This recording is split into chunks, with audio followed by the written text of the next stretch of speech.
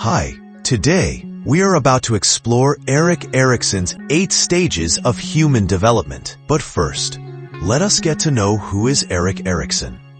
Erik Erikson was a German-American developmental psychologist, best known for his theory of psychosocial development. He proposed that human development occurs in 8 stages, each marked by a central conflict that shapes personality and social relationships. These stages include trust versus mistrust, infancy; autonomy versus shame and doubt, toddlerhood; initiative versus guilt, preschool; industry versus inferiority, school age; identity versus role confusion, adolescence; intimacy versus isolation, young adulthood; generativity versus stagnation, middle adulthood; ego integrity versus despair, late adulthood. Imagine 2 children born in the same town and the same year to families with similar socioeconomic statuses. One child grows up to be assertive and confident, while the other grows up to be timid and shy. The study of the stages of human development can help explain the reasons for these differences and much more. What is human development exactly? Human development is a branch of psychology with the goal of understanding people, how they develop, grow, and change throughout their lives. This discipline, which can help individuals better understand themselves and their relationships, is broad. As such, it can be used in various professional settings and career paths. If human development is the study of how people change throughout their lives, how and when does this development happen? Many scientists and psychologists have studied various aspects of human development, including ego psychologist Erik Erikson. He examined the impact of social experiences throughout an individual's life and theorized that psychosocial development happens in 8 sequential parts. What are the 8 stages of human development? Stage 1. Infancy. Trust versus mistrust. In the first stage of human development, infants learn to trust based on how well their caregivers meet their basic needs and respond when they cry. If an infant cries out to be fed, the parent can either meet this need by feeding and comforting the infant, or not meet this need by ignoring the infant. When their needs are met, infants learn that relying on others is safe. When their needs go unmet, infants grow up to be less trusting. Stage 2. Toddlerhood. Autonomy versus shame and doubt. In addition to autonomy versus shame and doubt, another way to think of the second stage is independence versus dependence. Like in the first stage, toddlers go through this stage responding to their caregivers. If caregivers encourage them to be independent and explore the world on their own, toddlers will grow up with a sense of self-efficacy. If the caregivers hover excessively or encourage dependence, these toddlers grow up with less confidence in their abilities. For example, if a toddler wants to walk without assistance in a safe area, the caregiver should encourage this autonomy by allowing the independent behavior.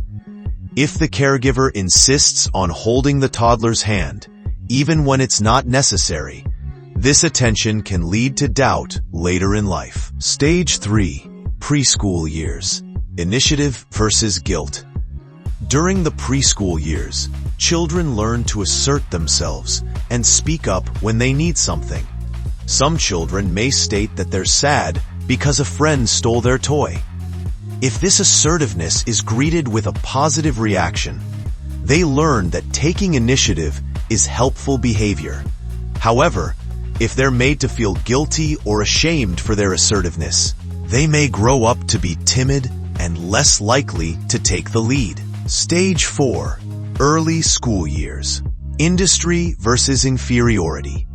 When children begin school, they start to compare themselves with peers. If children feel they're accomplished in relation to peers, they develop strong self-esteem. If, however, they notice that other children have met milestones that they haven't, they may struggle with self-esteem. For example, a first grader may notice a consistently worse performance on spelling tests when compared with peers. If this becomes a pattern, it can lead to feelings of inferiority. Stage 5. Adolescence, identity versus role confusion. The adolescent stage is where the term identity crisis originated, and for good reason. Adolescence is all about developing a sense of self. Adolescents who can clearly identify who they are grow up with stronger goals and self-knowledge than teenagers who struggle to break free of their parents' or friends' influences.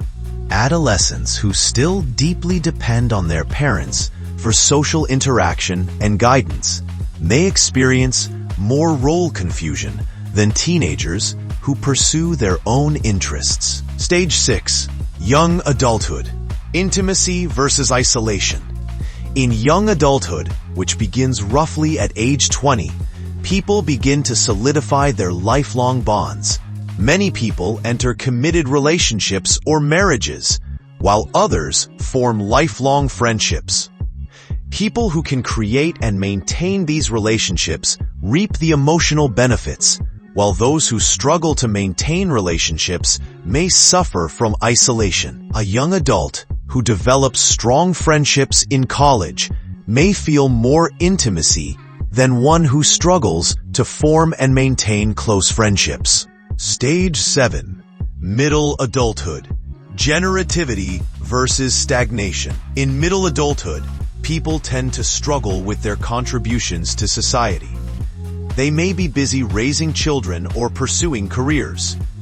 Those who feel that they're contributing experience generativity, which is the sense of leaving a legacy.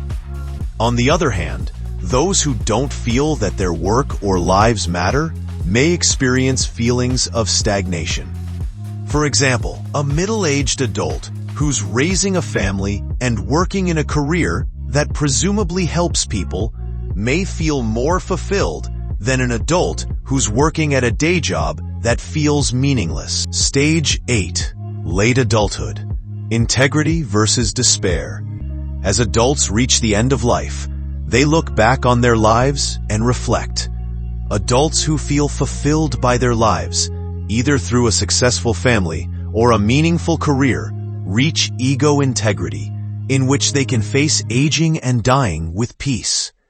If older adults don't feel that they've lived a good life, they risk falling into despair. Human development is a wide-reaching and ever-changing discipline. A knowledge of human development can be invaluable to people personally as they continue to learn and grow throughout their lives, and professionally as they learn to apply what they've learned to their careers.